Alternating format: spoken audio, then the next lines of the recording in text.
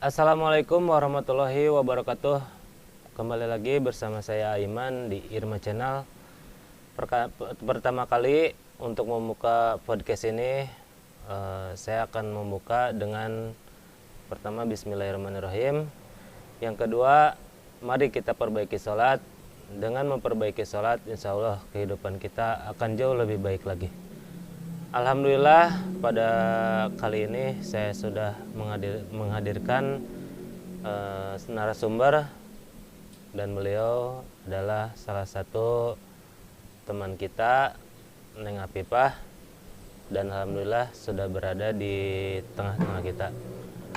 Oke, sebelum saya bertanya kepada Neng Apipah, Assalamualaikum warahmatullahi wabarakatuh. Waalaikumsalam warahmatullahi wabarakatuh. Gimana kabarnya?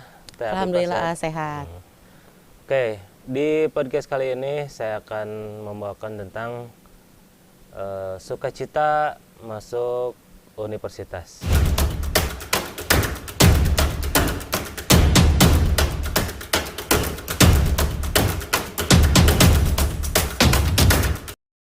Baik, sebelum kita berdiskusi, berbincang-bincang dengan Neng Apipah, begini ya, Neng Siapa? Apipah. Menjadi mahasiswa adalah pilihan setelah lulus dari bangku SMA yang kemudian diberikan pilihan antara bekerja dan kuliah. Setelah menjadi lulus SMA, di samping untuk memiliki skill dan menambah wawasan lebih luas dan untuk menunjang untuk mencari pekerjaan, maka menjadikan diri sebagai mahasiswa adalah pilihan diambil untuk menentukan masa depan. Nah, jadi setelah Neng Apipah masuk universitas, apa yang didapatkan selama kuliah? Oke, baik, kita bincang-bincang ya, Iya. diskusi. Jadi sebetulnya saya kuliah di kampus daerah teman-teman yang ada di Kabupaten Subang, yang dulunya itu STIKIP dan juga STIMIK, namun setelah ada peralihan tahun ini, itu berubah nama menjadi Universitas Mandiri. Dan saya mengambil program studi Pendidikan Bahasa dan Sastra Indonesia. Nah, tadi yang telah ditanyakan, apa hal yang kamu dapatkan selama kuliah? Iya. Tentu banyak sekali hal dan pengalaman baru yang saya dapatkan selama saya kuliah. Dan perlu rekan-rekan ketahui bahwasannya saya sudah semester 5, artinya saya sudah kuliah selama 2 tahun. Insya Allah 2 tahun lagi selesai. Insya Allah. Insya Allah. Yang saya dapatkan, yang pertama banyak sekali pengalaman dan juga pemahaman baru tentang nilai-nilai kehidupan. Tentunya kuliah itu betul sekali menjadi pilihan, namun tidak menjadi pilihan pertama. Ketika saya kuliah, saya bertemu dengan orang-orang yang memiliki latar belakang yang berbeda-beda. Oh, iya. Bagaimana di situ saya menempatkan diri untuk bisa memahami semua orang-orang dengan karakteristik yang berbeda-beda. Saya aktif organisasi di kampus, saya mengikuti 3 organisasi di kampus, yaitu yang pertama ada Lembaga Dakwah Kampus, lalu ada Himpunan Mahasiswa Program Studi Pendidikan Bahasa dan Sastra Indonesia, yang terakhir dan saya mengikuti Badan Eksekutif Mahasiswa atau BEM FKIP Universitas Mandiri. Nah, dari saya mengikuti ketiga organisasi ini di kampus tentu banyak sekali pemahaman baru, ilmu baru, dan yang terpenting itu relasi baru. Bagi saya, kuliah pulang itu percuma. Mending nggak usah kuliah kalau misalkan rekan-rekan hanya untuk kuliah pulang. Semua orang bisa belajar tanpa perlu duduk di bangku sekolah. Nah, yang paling penting dari kuliah itu bagaimana caranya kita mampu mengembangkan skill yang kita miliki. Nah, wadah untuk mengembangkan skill yang kita miliki itu yaitu ada di sebuah organisasi. Jadi, kembali lagi ketika ditanya apa yang kamu dapatkan selama kuliah, yang pertama saya telah memiliki banyak sekali pengalaman. Yang kedua, saya mendapatkan ilmu-ilmu baru dan saya mendapatkan banyak sekali relasi-relasi yang dimana orang-orang tersebut bagi saya orang-orang hebat yang mampu mengajari saya, mampu menuntun saya sehingga saya ada di titik ini. Dari berbagai pengalaman itu, tentu ya, tadi disebutkan dengan berbagai karakter. Ya. Karakter Mahasiswa yang berbeda-beda. Terus persiapan sejak awal itu memasuki kuliah itu bagaimana? Nah, kita flashback ke 2 tahun yang lalu mungkin ya. Iya, pas Persiapan awal. sejak awal, waktu itu saya sekolah SMK, sekolah menengah keguruan di SMK Negeri 1 Subang, yang dimana mungkin notaben dari SMK itu setelah lulus kuliah, setelah lulus sekolah Iya. langsung kerja ya.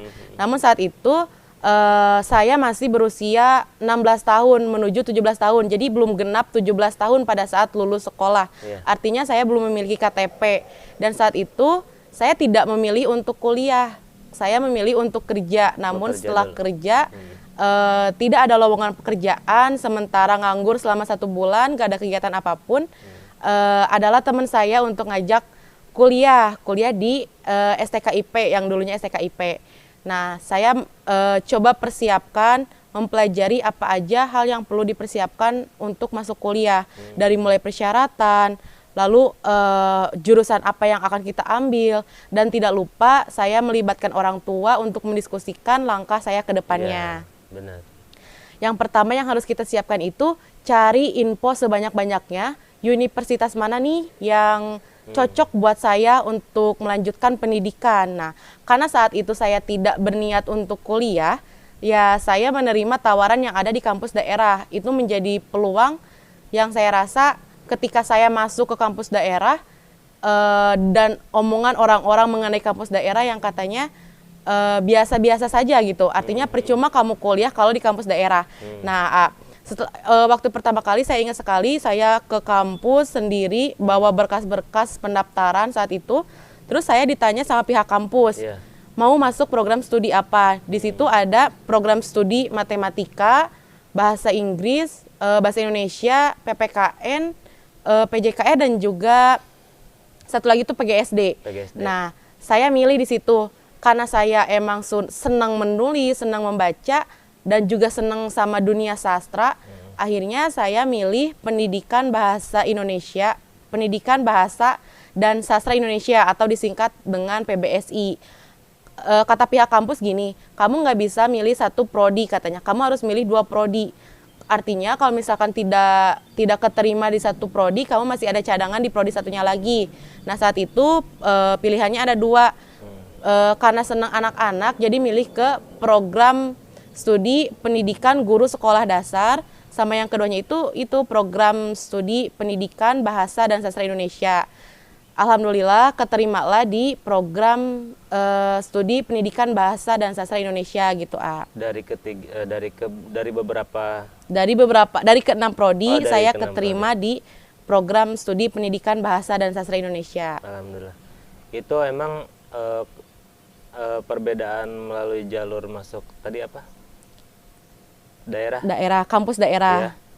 Iya. Itu emang ada keistimewaan tersendiri atau gimana? Nah, untuk keistimewaan sebetulnya ketika kita membicara keistimewaan atau kelebihan, Iya. itu tentu semua orang pasti menginginkan untuk kuliah di kampus ternama. Nah, untuk masuk ke kampus daerah itu menurut saya tidak begitu sulit, tidak seperti masuk ke kampus-kampus ternama seperti yang di Bandung, seperti UPI, ITB, Unisba yang ada di Bandung. Nah, untuk di kampus daerah itu, dulu saya pas pertama masuk mendaftarkan diri di kampus itu udah akhir-akhir masa penutupan pendaftaran mahasiswa gitu. Jadi udah pada bulan September, H-3 ospek, saya baru daftar ke kampus itu gitu. Jadi alhamdulillah tidak dipersulit meskipun udah hampir penutupan seperti itu untuk di kampus daerah gitu. Berarti alhamdulillah ya sudah keterima di Universitas Mandiri. Universitas Mandiri yang dulunya Stikip Stimik. Stikip. Ya. Ini Teh Atifah ada yang contoh kasus ya. Pada saat konsultasi jurusan, tak jarang diwarnai tangisan siswa, pasalnya terjadi perbedaan pendapat antara anak dan orang tua. Keinginan ya di sini. Lebih. Sebagai contoh, orang tua yang berprofesi sebagai kontraktor menginginkan anaknya kuliah di teknik sipil dengan harapan nantinya akan meneruskan usahanya. Namun si anak lebih suka di bidang kesehatan, atau sebaliknya orang tua bekerja di bidang kesehatan. Menghendaki anaknya kuliah di bidang kesehatan, namun si anak lebih menyukai bidang teknik atau IT. Menurut Menurut Teh Pipah, dari contoh kasus tersebut, dilema nih Iya, betul. seorang anak gitu. Apa yang harus dilakukan anak? Oke, pasti ya rekan-rekan ketika kita mau memilih melangkah ke sesuatu jenjang, pasti ada campur tangan dari orang tua karena bagaimanapun merekalah yang membiayai dan mengurus kita nantinya gitu kan, bahkan sampai saat ini. Nah, ketika dilema nih antara mau mengikuti keinginan diri sendiri ataupun mau mengikuti keinginan orang tua, yang pertama yang harus kita lakukan, betul, yang pertama kembali lagi ke kenali kemampuan diri dan sadar sama potensi yang kita miliki gitu. Kalau misalkan orang tua nih pengen kita masuk ke program studi A, lalu kita ingin masuk ke program studi B. Nah, coba kita konsultasikan dulu kepada orang tua, ajak orang tua diskusi bahwa pilihan kita itu pilihan yang memang benar-benar kita sanggupi gitu. Artinya ya pilihan kita itu sudah sesuai dengan kemampuan kita. Nah, biasanya ketika kita mau menginginkan sesuatu yang atas dasar kemauan diri sendiri, itu selalu ada effort lebih dan ada semangat yang lebih untuk mencapainya. Berbeda dengan ketika kita menuruti keinginan orang tua. Nah, konflik di sini bukan berarti kita tidak mendengar omongan orang tua atau tidak nurut omongan orang tua gitu, tapi kita harus sadar dulu sama kemampuan diri gitu. Terus kita ajak diskusi orang tua seperti yang tadi sudah saya katakan, bahwasannya saya memilih pilihan ini karena memang saya insya Allah mampu untuk menjalaninya gitu. Nah, ketika orang tua tetap kekeh dengan pilihannya, itu bisa saja orang tua sudah menyiapkan yang terbaik gitu. Kata guru saya pernah bilang seperti ini, apa yang orang tua katakan itu tidak pernah salah. Makanya ajak dulu orang tua berbicara, nanti setelah orang tua lulu baru minta ridho dari orang tuanya gitu. Nah, mungkin itu tips tadi yang dikatakan Latifah. Terus gini, saya ingin kuliah, tapi bingung mau ngambil jurusan apa. Itu bagaimana? Nah, ketika mungkin mahasiswa-mahasiswa baru nih, untuk adik-adik yang baru saja keluar dari SMA dan bingung mau masuk kuliah di mana dan juga bingung mau masuk program studi apa atau jurusan apa, itu bisa saja mencari kesenangan. Misalkan saya senang di seni peran, itu bisa aja ada kuliah jurusan seni. Nah, silakan masuk ke jurusan seni gitu. Jadi yang pertama itu emang harus benar-benar kenali potensi diri kita dulu gitu. Jadi baru bisa ada kesinambungan dengan jurusan kita. Contohnya seperti saya, karena saya senang membaca dan juga menulis, lalu saya cari jurusan yang dimana berkesinambungan gitu antara jurusan dengan hobi yang saya miliki gitu. Jadi kenali dulu hobi teman-teman, lalu cari jurusan yang dimana selinear atau berkesinambungan dengan hobi teman-teman gitu, biar ada effort lebih dan juga semangat lebih untuk mencapainya. Ya, terus ada masukan lagi, apa yang harus saya lakukan ketika saya ingin berkuliah untuk meraih cita-cita dengan tekad yang bulat, tapi orang tua saya menentangnya karena alasan biaya? Itu menjadi pengalaman saya juga ketika beberapa tahun yang lalu. Saya ada di keluarga sederhana, orang tua saya tidak memiliki tabungan yang banyak untuk mengkuliahkan saya gitu, untuk melanjutkan saya ke jenjang yang lebih tinggi gitu. Saya masuk dulu, tetap saya daftar dulu, daftar kuliah. Jadi untuk yang bingung nih bagaimana kondisi keuangan, teman-teman harus yakin dulu bahwa Allah itu pasti akan selalu memberi rezeki ketika kita sudah berupaya gitu. Artinya yang pertama harus kita lakukan, kita berupaya aja dulu gitu. Kita mulai masuk aja dulu kuliah, daftar kuliah. Ketika sudah berkuliah, yang saya alami, waktu itu saya masuk uang pendaftaran pakai uang pribadi, uang tabungan pribadi. Lalu saya mencari beasiswa-beasiswa yang ada di kampus. Dan alhamdulillah saya dapat beasiswa. Jadi teman-teman, perlu teman-teman ketahui bahwa pemerintahan saat ini itu udah menyediakan banyak sekali beasiswa-beasiswa gitu.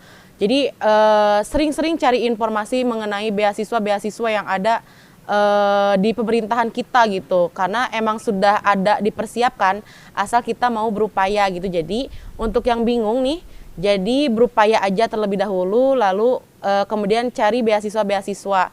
Nah biasanya yang dialami itu ketika pihak kampus itu, pihak lembaga kampus itu akan memprioritaskan mahasiswa yang mendapatkan beasiswa itu mereka yang emang aktif di organisasi gitu. Jadi lembaga itu nyari nih anak-anak yang emang aktif organisasi. Nah, si anak yang aktif organisasi itu yang diprioritaskan untuk mendapatkan beasiswa gitu. Jadi emang harus ada kontribusinya terlebih dahulu nih untuk mendapatkan beasiswa tersebut gitu. Kontribusi dan tingkatkan ya. Iya. Belajarnya betul. Mendapatkan nilai terbaik dan bagus. Betul. Itu kan tadi paparannya sangat luar biasa ya. Ada nggak sih dukanya dari menjadi mahasiswa? Tentu tentu banyak sekali duka, sedih yang dialami pada saat saya menginjakkan kaki di dunia perkuliahan gitu teman-teman. Perlu teman-teman ketahui bahwasannya dunia perkuliahan itu tidak semenyenangkan apa yang rekan-rekan tonton di film gitu kan. Kalau misalkan di film tuh anak kuliahan itu enak ya, datang nih ke kampus, belajar sebentar lalu pergi nongkrong gitu. Tapi pada kenyataannya kuliah itu tidak selalu berjalan mulus dan tidak selalu menyenangkan. Dukanya yang pertama ketika kita tidak memiliki fasilitas yang lengkap untuk kuliah. Misalkan teman saya tidak memiliki laptop nih, sedangkan banyak sekali tugas yang mengharuskan banyak laptop gitu, yang harus menggunakan laptop gitu. Nah itu menjadi duka kita sebagai teman gitu untuk saling meminjamkan gitu. Lalu saya pernah merasakan ke kampus nih naik angkot gitu, ke kampus naik angkot karena kampus saya di kampus daerah lebih ke dalam lagi gitu. Jadi saya turun di gang depan lalu saya jalan sampai ke kampus gitu. Itu menjadi duka yang emang perlu sesuatu itu emang perlu ada harga juang yang perlu kita bayar gitu untuk usahanya. Lalu duka selanjutnya saya pernah ngerasa ada di mana di titik capek, benar-benar capek untuk menjalani rutinitas yang sama gitu. Artinya saya kuliah, belajar, berorganisasi, pulang ke rumah, tidur, berangkat lagi, terus seperti itu. Sedangkan teman-teman saya di luar sana ada yang main, ada yang masih senang-senang gitu. Tapi di sisi lain saya harus difokuskan nih karena biaya yang saya miliki tidak banyak untuk kuliah orang tua saya. Jadi saya benar-benar dituntut untuk fokus kuliah pada saat itu sama orang tua saya. Artinya ada effort lebih yang harus saya lakukan. Bagaimana caranya saya harus lulus kuliah tepat waktu gitu. Jadi itu menjadi sedih dan juga beban sekaligus motivasi untuk saya terus semangat untuk menyelesaikan masa kuliah saya gitu. Luar biasa. Dan itu duka itu dijalani dengan baik ya. Iya betul.